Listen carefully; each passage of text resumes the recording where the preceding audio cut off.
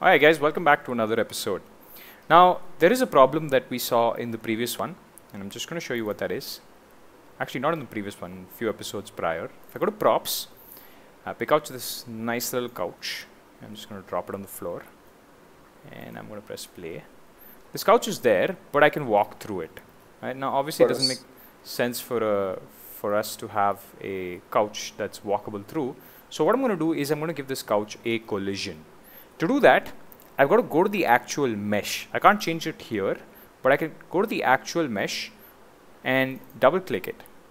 Right, and you can see that there's this button called collision. So let me click on that. Let me see what its simple collision is. And as you can see, it has no collision whatsoever. Right.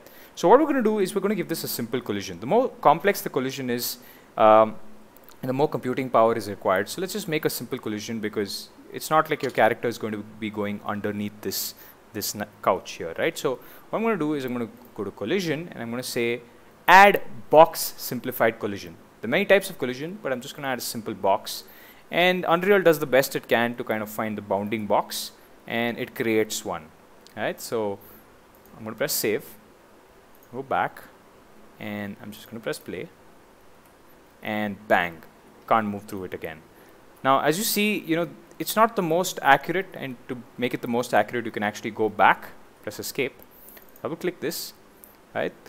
Make it show the simple collision of the box, right? And you can actually click the box, right? And you can move it around to make it seem what it seems like, right? And obviously, I'm not going to go into depth and create, the perfect collision. That's more for you guys. But I'm just giving you an idea that collision exists, and you can basically give your mesh some collision. Too. Your player character also has some collision, which is why it's not absolutely perfect.